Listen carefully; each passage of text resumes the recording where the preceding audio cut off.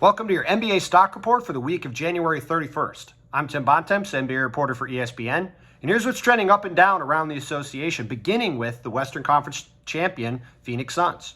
Phoenix has now won 10 games in a row after beating the San Antonio Spurs Sunday, and we saw the Suns in this game do what they've done time and time again this season. Take a close game in the final minutes and blow it open with impressive play at both ends of the court. You had Devin Booker making back-to-back threes. You had the Suns making several critical defensive plays. You had some clutch free throws. You had a little bit of everything, and it added up to yet another close clutch win for Phoenix and yet another win onto their total for the season, as the Suns have the best record in the NBA, have jumped out to a 3.5 game lead in the Western Conference, and frankly look like the team to beat in the West again. And this team is starting to remind me of the 2014 San Antonio Spurs. Now, if you remember that team, they went into the 2013 playoffs. They came within a hair of winning that championship before losing in heartbreaking fashion to the Miami Heat. And rather than having that break them, the Spurs instead came back much stronger the following season, rolled through the season, rolled through the playoffs, demolished Miami in the NBA Finals, and won that elusive championship. And I don't know if we're going to see the same ending for this Phoenix Suns team, but they're reminding me of that San Antonio team with the way they're going about this season. It's very methodical, very disciplined, very determined. I've seen them a few times this year in person. Every time these guys talk after the game, there's no emotion, there's no excitement. It's just, hey, we know what we need to do. We're going on to the next thing. It's incredibly impressive to see. And I think if you're trying to rank people or rank teams in the Western Conference right now, it's Phoenix number one with a bullet, and then everybody else a good ways behind them. And that's even with some of their other guys out. Once they get back to full strength, maybe they can add a piece here in the next couple weeks before the trade deadline. Put all that together, and the Suns look like a clear favorite to me to, at minimum, get out of the Western Conference again. And by the way, Sunday's win also allows Monty Williams to coach Team LeBron in next month's All-Star game for clinching the best record in the West through the first half of the season. Monty Williams, one of the most well-liked and well-respected guys in the NBA. I know people around the league are going to be thrilled for him. He's done a phenomenal job in Phoenix, very well deserving of that kind of honor. Next up are the Denver Nuggets, who've now won 5 games in a row. And for all the talk that the MVP race is over and Joel Embiid is going to walk away with the award, I think people need to remember that Nikola Jokic is putting up better numbers than he did last year on a team that's right in the same ballpark record-wise as Philly, and is also without its second and third best players, and Jamal Murray, who hasn't played this season, and Michael Porter Jr., who might as well not have played this season, because when he did at the start of the year, he was not good. And, look, to me, if I'm other contenders in the West, Phoenix, Golden State, Memphis, maybe Utah, we'll get to them later. I'm looking at the Denver Nuggets, and I am very nervous about the possibility of them getting Jamal Murray and Michael Porter Jr. back by the end of the regular season.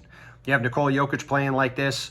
Aaron Gordon has fit in nicely there. And if you go back to last year, before Jamal Murray got hurt, when they had those 4 guys on the court, Denver was absolutely obliterating teams.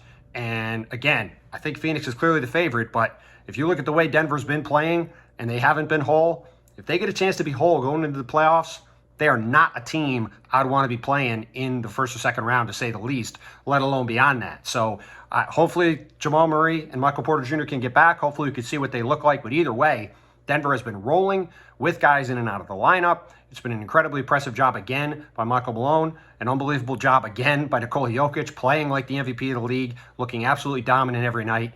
And Denver is still a force to be reckoned with despite all that's gone on in the Western Conference.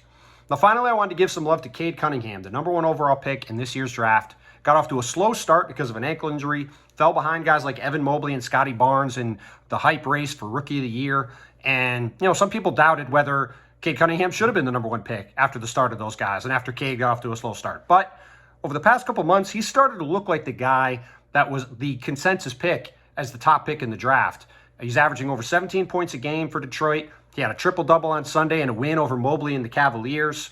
He had his season high of 34 points earlier this week also, and he's looked very comfortable running the team. He looks confident. His shot is going down, and all of a sudden, the guy that was the number 1 pick is starting to look like the guy who should have been the number 1 pick. And again, you can debate whether Evan Mobley or Scotty Barnes or Cade Cunningham has a higher ceiling going forward, but if I'm a Detroit Pistons fan, the way the last couple months have gone, I feel pretty darn good about having Cade Cunningham on my team going forward. Now let's shift to the stock down portion, and unfortunately we have to start with the Utah Jazz.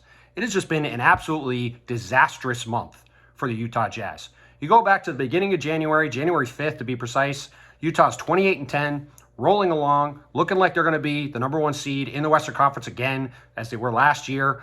And then, since then, Donovan Mitchell's gotten hurt, Rudy Gobert's gotten hurt. This team has lost 11 of its last 13 games, including Sunday night to Minnesota.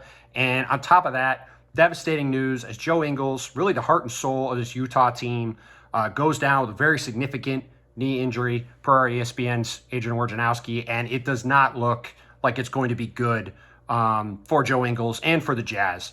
Look, for obviously Donovan Mitchell and Rudy Gobert are the stars of this team, but Joe Ingles has really been the heart and soul of the Jazz. He was a guy that got off the scrap heap after the Clippers cut him in training camp, developed him into one of the best 3-and-D guys in the league, arguably the best bench player in the league the last several years, a terrific passer, gritty, tough competitor, good defender on the wing, an excellent three-point shooter, really everything you want in a role player. And on top of that, he's a great, great guy and a real connector for that franchise in the locker room. So just devastating news for them. Hopefully Joe Ingles isn't as bad as the initial reports seem. But either way, really rough few weeks here for the Utah Jazz. And they're going to have a lot of soul searching to do over the next 10 days going into the trade deadline as they try to figure out where the heck this season is going.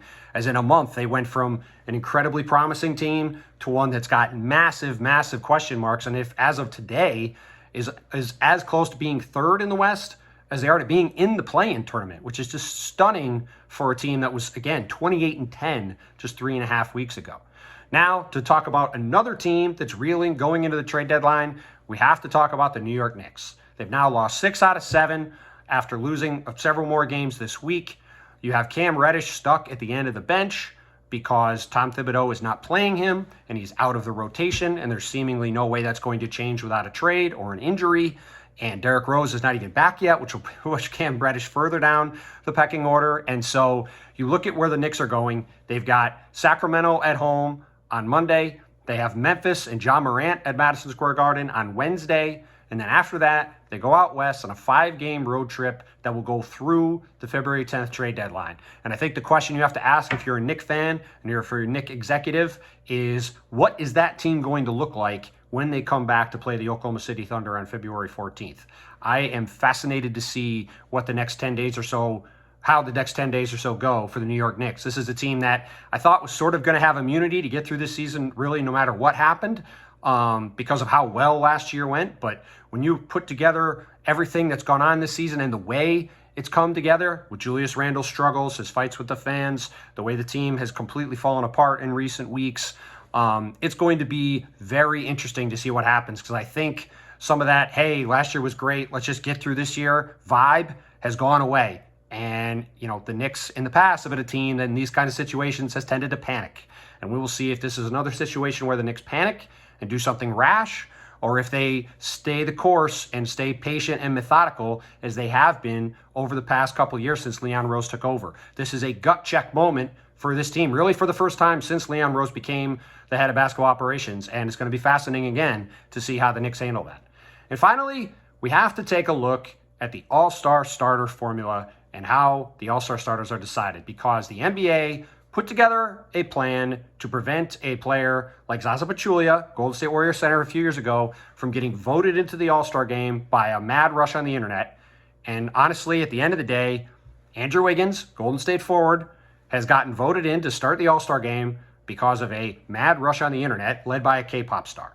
The NBA will probably not like to hear that, because they would say, well, Andrew Wiggins got 4 or 5 player votes or media votes, and he got several player votes on top of it. So it's not just the fan vote. But at the end of the day, because of the way the NBA has things weighted, the fact that Andrew Wiggins was on 4 of 100 ballots of the media, of the 100 media people selected, he was on 4 of their ballots.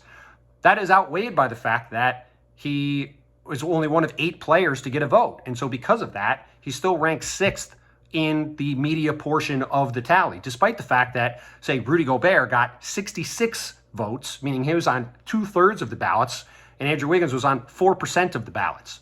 There should be some way to delineate that so that Rudy Gobert gets a lot more credit for being on that 66% of the ballots.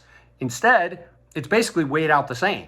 And because of that, Andrew Wiggins is now starting the All-Star game. And look, this isn't about Andrew Wiggins. He's had a nice year. He's definitely made Minnesota look foolish for the trade they made a couple years ago, sending Wiggins and two what turned out to be top 10 draft picks to the Golden State Warriors for D'Angelo Russell, a trade that clearly Golden State has won. And Wiggins has fit in really well with the Warriors. That being said, he's scoring 18 points a game. He's shooting 40% from three.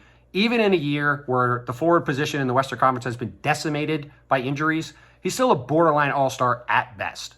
Probably shouldn't have made the team. Now he's starting, and somebody who deserves to make the team over him will now not make it. Now maybe they'll get in because of an injury replacement later. Draymond Green almost certainly gets selected by the coaches. He might not be able to play. Maybe same thing happens to Paul George or some of these other guys. We'll see what happens. But at the end of the day, the NBA created this formula to try to get the right people to be starting in the All-Star game. Formula didn't work. It's the bottom line. So if they want that to change in the future, they're going to have to look at it and tweak it. Otherwise, they might as well just go back to the fan vote, because ultimately the fan vote is why Andrew Wiggins is starting the All-Star game. That's it for this week's edition of the Stock Report, though. So hope you enjoyed it. Hope you enjoyed this upcoming week of games. Should be fascinating leading into trade deadline week, which is always one of the craziest weeks of the NBA calendar. And we'll be back here to talk to you about it next week. Thanks for watching ESPN on YouTube. For live streaming sports and premium content, subscribe to ESPN+.